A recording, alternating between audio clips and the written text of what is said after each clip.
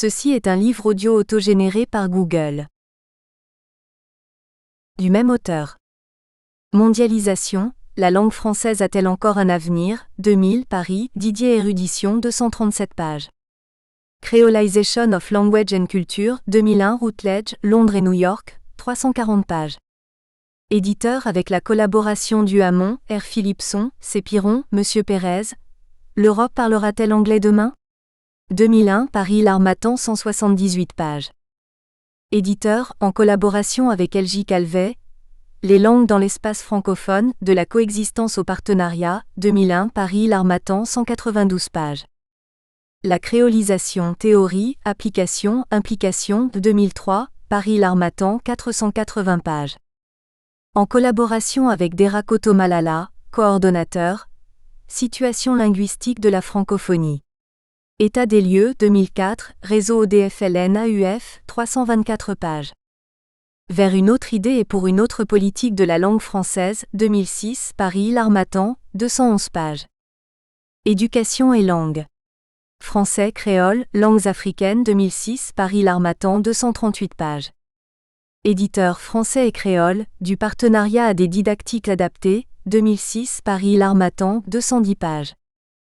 Coordonnateur. Didactique du français en milieu créolophone. Outils pédagogiques et formation des maîtres, 2008, Paris, L'Harmattan, 296 pages. Coordonnateur. Culture et développement, études créoles 2008, volume 1 et 2, Paris, L'Harmattan, 230 pages. Goudou Goudou, Haïti, une année de terreur, d'erreurs et de rumeurs, Paris, L'Harmattan, 230 pages. Avant-propos. À vrai dire, je ne sais pas encore comment désigner l'ensemble de textes dont je commence à rédiger ici l'avant-propos. Ce n'est d'ailleurs pas la première fois que je rencontre ce problème, puisque j'ai eu à l'affronter et à le résoudre il y a 1 an et demi. Je l'ai résolu alors en publiant un livre dont le titre, un peu étrange, est Goudou Goudou. Haïti, une année de terreur, d'erreurs et de rumeurs, Paris, L'Harmattan, 2011. Le point de départ de ce qui devait finir par devenir ce livre était la série de blogs que j'avais publiés durant toute l'année 2010, à la suite du terrible séisme qui avait ravagé Haïti le 10 janvier de cette même année, et que le créole local avait baptisé Goudou Goudou, par référence au bruit provoqué par l'ébranlement du sol. J'avais été conduit à écrire ces textes par une certaine familiarité avec Haïti, où j'étais allé à de nombreuses reprises depuis fort longtemps et que je connaissais assez bien de ce fait, mais surtout par le nombre comme l'énormité des erreurs et des absurdités que j'ai pu lire et ou entendre dans la presse française écrite et audiovisuelle durant les mois qui ont suivi, car peu à peu l'intérêt de nos médias s'est porté vers d'autres objets, comme vous l'imaginez. Toutefois, comme dans le présent cas, je me trouvais fin 2010 confronté à un choix difficile.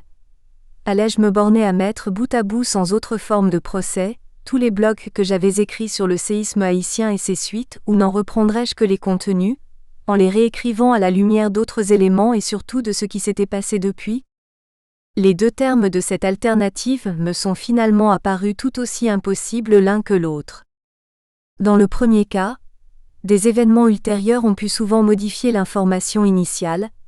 Ainsi par exemple, le nombre même des victimes et leur identification, car j'avais organisé en novembre 2009 au Club Indigo, ancien Club Med, un grand colloque où j'avais invité plusieurs dizaines d'étudiants haïtiens dont j'ai mis longtemps à découvrir le sort, par bonheur heureux car par manque de locaux, ils n'avaient cours que le matin du séisme survenu dans l'après-midi, était aussi le cas de la terrible épidémie de choléra dont on a, peu à peu, découvert que le bacille, de souche inconnue sur place, avait été introduit dans le pays par des troupes népalaises appartenant à la MINUSTA, Force de sécurité internationale de l'ONU. Dans le second cas, tout réécrire était une tâche certes fastidieuse mais surtout inutile et même malhonnête car étaient apparus, dans la suite de la catastrophe, des éléments nouveaux. Réécrire avait en outre l'inconvénient majeur d'ôter à ce qui a été écrit au moment des faits et sur le vif, l'intérêt de la spontanéité d'une réaction immédiate. J'ai donc été conduit peu à peu au choix final d'écrire un livre empruntant à ces deux possibilités, en reproduisant telles quelles, avec leur date, une grande majorité des blogs que j'avais écrits et publiés sur le moment, mais en y ajoutant quelques commentaires contemporains faits par certains de mes lecteurs ainsi que quelques chapitres d'. Éclaircissements sur des questions historiques, sociales, économiques, linguistiques ou culturelles, proprement haïtiennes et sur lesquelles il me fallait bien informer des lecteurs qui pouvaient fort bien tout ignorer de ces réalités. Dans le présent cas, je me suis rendu compte que je me trouvais confronté à un problème un peu du même ordre, quoique sensiblement différent, lorsque j'ai décidé de réunir les nombreux blogs que j'ai écrits à propos du CNRS dans les divers sites où j'ai été successivement hébergé. Censuré dans le site du Nouvel Observateur, fin 2009, après y avoir publié 1096 textes sur toutes sortes de sujets, je me suis réfugié à Over-Blog, qui dépend de TF1 je crois, avant de passer chez Google, dans blogspot.com, sous la protection du premier amendement de la Constitution des États-Unis, où je me trouve encore actuellement ainsi que dans Mediapart. La principale différence avec le cas haïtien tient à ce que tous les blogs sur Haïti avaient été écrits durant une période relativement courte, en un an, après le séisme du 12 janvier 2010 et en gros, au cours de l'année 2010. Dans le cas du CNRS, il en est tout autrement et dès lors le problème est très différent. En effet, j'ai commencé à rédiger des textes sur ce sujet au début de l'année 2006 et j'en ai écrit pendant près de 6 ans. Personnellement, je n'ai guère changé d'opinion sur le CNRS et hélas, le CNRS n'a guère évolué lui-même, sinon en apparence comme on le verra. Néanmoins, le problème est d'abord celui de la durée mais aussi celui des changements, hors du CNRS et de moi-même, qui sont intervenus durant cette période, en gros durant le mandat de Nicolas Sarkozy. Les domaines de l'enseignement supérieur et de la recherche ont connu en particulier une réforme importante, même si elle n'est pas aussi heureuse que certains le prétendent ou surtout l'ont prétendu, avec la fameuse loi Pécresse, dite aussi LRU, mais plus encore avec des changements souvent aussi importants que sournois, dans le domaine de la recherche. En effet, si l'on n'a guère osé toucher à l'institution que constitue le CNRS, c'est même là que réside le principal pour ne pas dire le seul problème. On a tenté de réduire, de limiter et d'infléchir son rôle comme son importance par la création de 2 agences, cette si belle spécificité française actuelle, dont on a récemment découvert, grâce à la Cour des comptes et à René Dosière que la France en compte 1244 qui lui coûtent chaque année 50 milliards. Ces 2 nouvelles agences supplémentaires sont chargées, l'une de tenir les cordons de la bourse de la recherche étatique, de sélectionner les projets et de contrôler l'utilisation des crédits. C'est l'Agence nationale pour la recherche ou ANR, l'autre de s'occuper de l'évaluation des institutions de recherche et des universités, Agence pour l'évaluation de la recherche et de l'enseignement supérieur, l'ARS. Il s'agit naturellement, vous l'aurez déjà compris vu leur rôle, d'amener à terme la mort du CNRS par asphyxie. C'est la formule racinienne, mais il n'est pas sûr que ces gens-là connaissent leur classique. J'embrasse mon rival, mais c'est pour l'étouffer. Cela dit, limiter l'action du CNRS sans en réduire ni le personnel ni les moyens administratifs, tout en lui retirant l'essentiel de ceux de la recherche, faute d'avoir le courage politique de le réformer vraiment ou même de le supprimer, est l'exemple parfait de cette politique stupide et funeste qui a conduit la France à la situation financière catastrophique dans laquelle elle se trouve. J'ai donc choisi finalement de faire un vrai livre et de garder, comme structure centrale et colonne vertébrale de mon approche du CNRS, une partie de la série des épisodes qui constituaient au départ du moins dans mon esprit, le CNRS raconté aux petits-enfants, titre auquel j'ai renoncé mais que m'avait suggéré un moment le caractère fallacieux des sources officielles qui sont le plus souvent ad usum Delphini.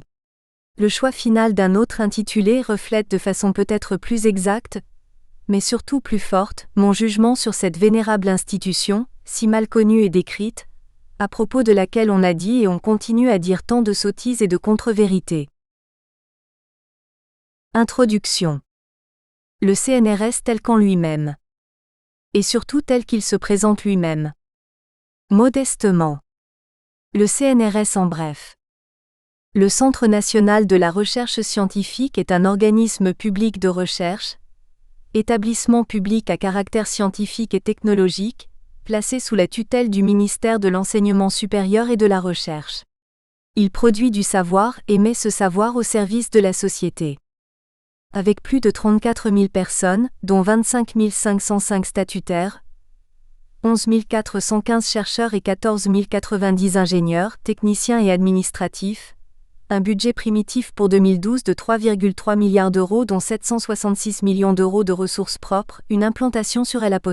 Ensemble du territoire national, le CNRS exerce son activité dans tous les champs de la connaissance, en s'appuyant sur plus de 1100 unités de recherche et de services. Des chercheurs éminents ont travaillé, à un moment ou à un autre de leur carrière, dans des laboratoires du CNRS.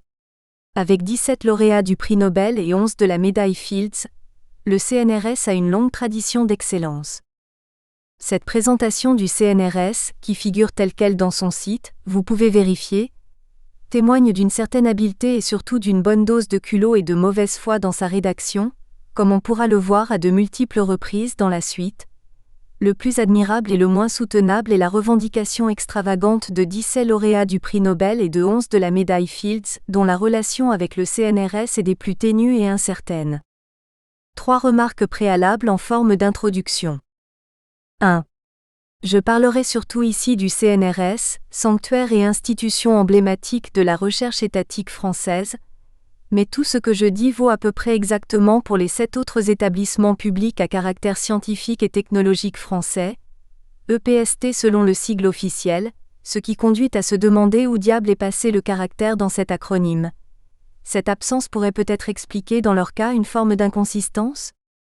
Ces EPST forment une catégorie particulière d'établissements publics, dont les statuts sont fixés par la loi n° 82/610 du 15 juillet 1982 d'orientation et de programmation pour la recherche et le développement technologique. L'IRD, Institut de recherche pour le développement ex-Orstom, est, en pire s'il est possible, une sorte de CNRS créé sous Vichy en 1942 pour l'outre-mer, quand au bon vieux temps des colonies, l'outre-mer ne se réduisait pas à nos 5 départements de la même farine, confère Incaillé pour l'histoire du CNRS par Christophe Bonneuil, Des savants pour l'Empire, les origines de l'Orstom, 1990 à 10. Non sans beaucoup d'hésitation et de réflexion, on a récemment fait disparaître le nom originel qui portait un stigmate infamant du colonialisme français. Encore l'avait-on échappé belle puisque le nom prévu au départ par les services de Vichy était Office de recherche scientifique coloniale. La marque de l'infamie coloniale aurait alors été indélébile. Avec Orstom, quoique la tâche soit moins voyante pour l'effacer, on a dû changer totalement le sigle qui était pourtant bien connu, ce qui explique les atermoiements. À la différence de ce que l'on avait réussi pour l'IFAN, Institut français d'Afrique noire, du Sénégal, transformé après l'indépendance en Institut fondamental d'Afrique noire, l'adjectif français cédant ici la place, dans le seul but de garder le sigle IFAN, à cet étrange adjectif fondamental, certes neutre mais pour le moins inattendu, il s'est avéré impossible, même au prix des plus grands efforts d'imagination, de se défaire de cette honteuse finale OM. Faute d'oser une improbable quoique bien tentante référence olympique de Marseille. Après tout, cette ville fut de tout temps la porte de la France vers le sud. On a donc dû tout changer et le développement, désormais mis à toutes les sauces, dans l'ultramarin des anciens DOM comme à l'étranger, dans le sud en particulier, a fourni une solution aussi commode que vague. 2. Au sein du CNRS, j'évoquerai surtout les sciences humaines et sociales qui sont le domaine que je connais le mieux, disciplines pour lesquelles le CNRS et l'IRD sont très proches et où les aberrations apparaissent avec le plus de fréquence et d'évidence, même si dans les EPST, leur budget est modeste par rapport à celui des sciences dures. 3. Tout ce que je dis ici résulte d'expérience, personnelle et directe, dans des fonctions de direction d'équipe ou d'expertise dans des formations et ou des conseils durant 25 ans, tant dans les universités qu'au CNRS qu'à l'INR. Premier épisode. Un peu d'histoire du CNRS. Ancienne et récente. France Inter, mardi 19 décembre 2006, 8h20. Nicolas Demorand reçoit François Goulard, ministre de la Recherche de 2005 à 2007. Je suis MDR, égale mort de rire. NDLR. On ne sait pas ou on oublie que cette abréviation de nos SMS est en fait un calque par traduction de la formule américaine LOL de même forme et de même sens. Vendredi 19 janvier 2007. Ce matin, nouveau débat à France Inter chez Nicolas Demorand, sur la recherche une fois de plus et comme précédemment et comme toujours, la langue de bois. Personne n'ose dire les choses qui sont tout simplement que notre système de recherche avec ses EPST et sa bureaucratie pesante est directement issu et hérité d'un modèle soviétique auquel le monde entier a désormais renoncé, y compris la Russie et même désormais la Chine. Reste peut-être, mais ce point est à vérifier, la Corée du Nord. Le débat évoqué, mais en pareil cas, peut-on parler de débat, illustre à merveille à la fois les modalités du traitement journalistique de l'information en France, langue de bois et ou contournement permanent du pot accompagné de tentatives incessantes de noyade du poisson, sans jamais parler de ce qui pourrait fâcher, et la présentation misérabiliste du problème de la recherche en France, manque de moyens et même de postes. En la circonstance, les intervenants, clairement aussi ignorants ou de mauvaise foi les uns que les autres, convergent dans leur prise de position. Nul ne signale le seul et vrai problème de la recherche scientifique française. L'existence d'une structure étatique dont l'élément le plus important, le plus significatif et le plus exemplaire est le Centre national de la recherche scientifique, le CNRS. On l'ignore ou on l'oublie, mais comme je l'ai déjà signalé, le CNRS a bon nombre de petits frères et les EPST français sont pour le nombre, intermédiaires entre les péchés capitaux, qui sont 7, et les muses, qui sont 9. Facile à retenir. Le tout regroupe des dizaines de milliers de personnes, plus de 34 000 pour le seul CNRS, des chercheurs et des ITA. En CNRSion, langue propre à cet organisme particulièrement riche en sigles sans cesse renouvelés, ITA veut dire ingénieur, technicien, administratif.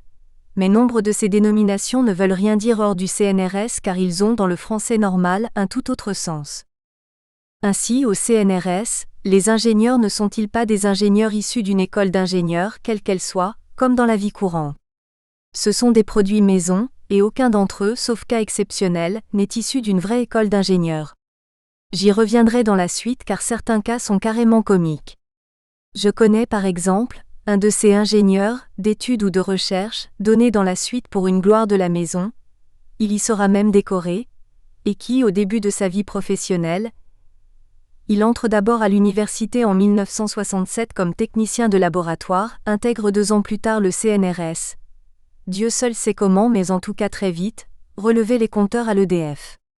Au CNRS, comme on le verra, il y a des ingénieurs, même en philosophie. Un peu d'histoire est indispensable ici car elle éclaire et même explique tout.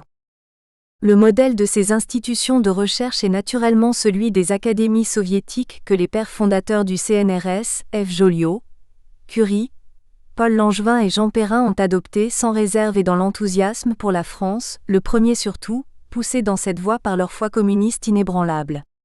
Frédéric Joliot-Curie a joué dans tout cela le rôle central.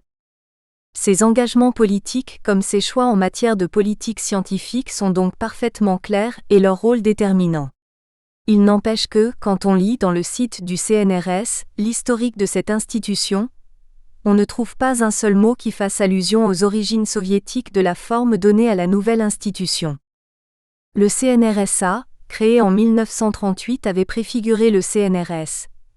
Il perd son A final en 1939 avec un changement du sens de l'initiale C qui était au départ celle de caisse, ce qui aurait été peu convenable vu l'inspiration communiste du projet. Les choses sont désormais très claires. On met en place des structures françaises sur le modèle des académies soviétiques pour des lendemains scientifiques qui ne peuvent que chanter. L'amusant de la chose est qu'un certain nombre des pays du Sud, anciennes colonies françaises, se retrouvent aujourd'hui encore parfois, eux aussi, avec des CNRS, certes un peu moins gigantesques et coûteux que notre CNRS français mais qui portent le même nom. Il y aurait tout un livre à faire sur cette organisation française de la recherche. Bien des hommes politiques français et la quasi-totalité des responsables scientifiques savent bien entendu à quoi s'en tenir, à commencer par Claude Allègre qui connaît le problème mieux que personne. Comme ministre, il ne pouvait toutefois raisonnablement mener contre le CNRS, le combat qu'il a conduit contre le SNES et qui a d'ailleurs causé pour une bonne partie sa perte. Le constat est simple et se résume en une question. Pourquoi les Russes d'abord, les Chinois ensuite ont-ils rompu avec un modèle que nous sommes les seuls à nous entêter à conserver? Il était donc assez comique, dans l'émission évoquée ci-dessus, d'entendre le ministre de la Recherche François Goulard dire sans rire, mais sans réaction du journaliste présent, que les Chinois envient la recherche française. C'est sans doute pour cette raison qu'ils ont eux-mêmes abandonné un système que nous sommes bien les seuls à nous obstiner à garder. La seule option serait peut-être celle que j'ai suggérée autrefois à M. Kurilski, alors à la tête du CNRS, qui avait été assez imprudent pour demander aux responsables d'équipe des suggestions sur l'avenir de cette institution. Je lui avais alors proposé, sur le plan général, de faire du CNRS un Jurassic Park de la science soviétique, puisque les principaux intéressés se sont eux-mêmes débarrassés sans le moindre état d'âme, de ces institutions archaïques qui ont longtemps incarné leur idéologie au plan scientifique. On aurait même pu l'agrémenter de quelques statues de figures illustres de cette science soviétique comme Mitchourine ou Lysenko. M. Kurilski eut en la circonstance l'esprit de me remercier de ma rude franchise. Ce qui est plus consternant encore fut d'entendre un ministre français de la Recherche dire toujours sans rire, à un journaliste pour une fois plus incisif, que les pauvres chercheurs américains ou allemands sont obligés toute leur vie durant de travailler sur des contrats à durée déterminée, sous-entendant par là Q'. En revanche, dans notre merveilleux CNRS, on est recruté vers 30 ans en général, comme CR2, égale chargé de recherche de deuxième classe, toujours cet amour des sigles, avec un salaire certes réduit au départ, aligné sur celui des universitaires à niveau académique égal, mais avec l'assurance d'une carrière paisible jusqu'à 60 ou 65 ans, quelle que soit l'activité ou l'inactivité scientifique dont on aura pu faire montre ces décennies durant. Nous y reviendrons dans la suite. Un tel système a pourtant deux conséquences majeures et funestes qui apparaissent aussitôt. La première se situe sur le plan budgétaire. Quand les chercheurs se plaignent du manque de moyens, pas assez payés à leurs yeux du moins, manque de postes, etc., les gouvernements de gauche comme de droite répondent en soutenant que la France ne fait pas moins en cette matière que les autres pays qui se situent sur ce plan au même niveau qu'elle. À quelque chose près, c'est vrai. Le problème en France est que l'immense majorité des crédits de la recherche est absorbée par le paiement des salaires de chercheurs fonctionnaires, donc titulaires et inamovibles, qui de ce fait même, n'ont plus les moyens de faire les travaux pour lesquels on les paye. Joli, non ? N'oublions pas que, quand les personnels CNRS sont devenus fonctionnaires et ont perdu leur statut contractuel antérieur, en 1982 avec la réforme Chevènement, il y a eu chez eux une grande vague de protestations. Non sans raison, beaucoup jugeaient encore plus avantageux leur précédent statut. Le ministre Goulard, de toute évidence, ne connaissait pas davantage l'histoire récente du CNRS que celle de sa création. Cette masse de dépenses destinée aux rémunérations est donc non seulement incompressible, mais elle subit un accroissement régulier, augmentation générale des salaires de la fonction publique, promotion, etc., qui annule l'effet que pourraient avoir de légers accroissements des budgets généraux.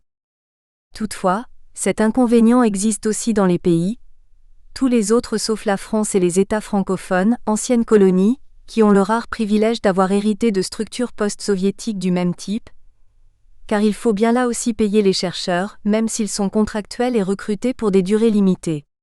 Toutefois, les autres systèmes sont infiniment plus souples, plus flexibles, dirait-on désormais, et surtout permettent de prendre en compte, de façon plus exacte et effective, l'activité et le rendement réel des chercheurs comme les évolutions stratégiques de la recherche, ce qui n'est pas possible dans le système français. Nous y reviendrons aussi. La seconde conséquence est d'ordre plus proprement scientifique. La science évolue sans arrêt, en principe dans le sens d'une extension et d'un progrès des connaissances. Une politique de recherche doit donc pouvoir évoluer sans arrêt elle aussi, ce dont est naturellement incapable une structure totalement étatique et sclérosée, dans laquelle la plus grande partie des moyens est consacrée à rémunérer les fonctionnaires qui conduisent la recherche mais dont on s'abstient d'évaluer réellement l'activité et les résultats. On connaît la fameuse formule du général de Gaulle, des chercheurs qui cherchent on en trouve, mais des chercheurs qui trouvent on en cherche. Le CNRS, comme les autres EPST, a donc beaucoup de mal à modifier les orientations de recherche puisque les chercheurs y ont été le plus souvent recrutés, à la trentaine, sur des activités scientifiques antérieures, dont nul ni rien ne peut les détourner s'ils ne le souhaitent pas. Il en est de même à l'INSERM où rien ne saurait contraindre un chercheur, recruté 15 ans avant comme spécialiste de la rougeole, à travailler sur le sida. Le système étatique de la recherche française est donc comme un immense navire dont toute l'énergie, les moyens financiers, est consacré à le maintenir à flot et à le faire courir très lentement sur une aire, dont rien ou à peu près ne saurait le dévier, sinon à très long terme, donc à un moment où le nouveau cap choisi sera lui-même souvent devenu obsolète. Notre système est donc très exactement aux antipodes même de toute recherche scientifique moderne, qui doit sans cesse s'adapter à des découvertes nouvelles et intégrer des problématiques inédites ou même insoupçonnées.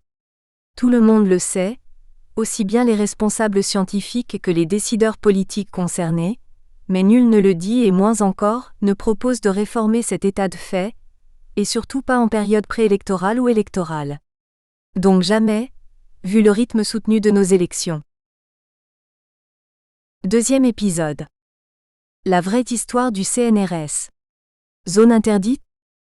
Je disais dans le premier épisode, combien le site officiel du CNRS est remarquablement bref et discret, en fait muet sur les origines du CNRS, alors qu'on dispose depuis plus de 10 ans d'un comité pour l'histoire du CNRS, spécialement créé à cet effet.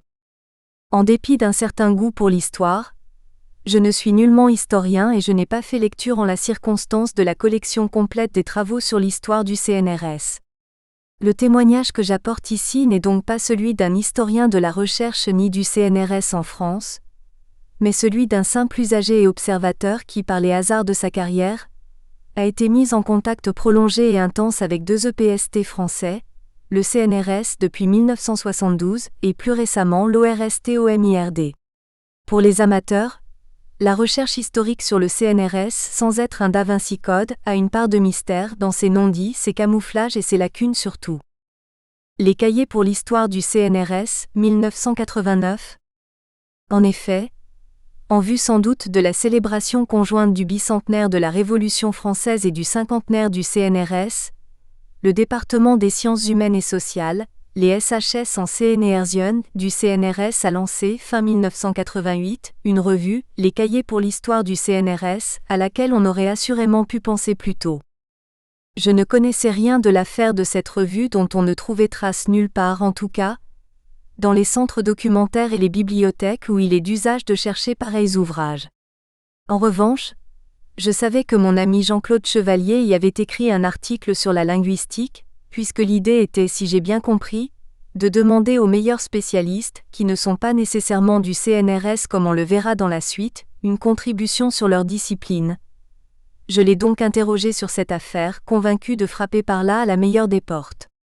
Il m'a répondu par courriel, ce qui explique l'absence de formalité, comportement qui n'est guère dans son caractère, en m'autorisant sur ma demande à reproduire ces messages privés qui, comme vous allez le voir, renforcent le mystère au lieu de le dissiper.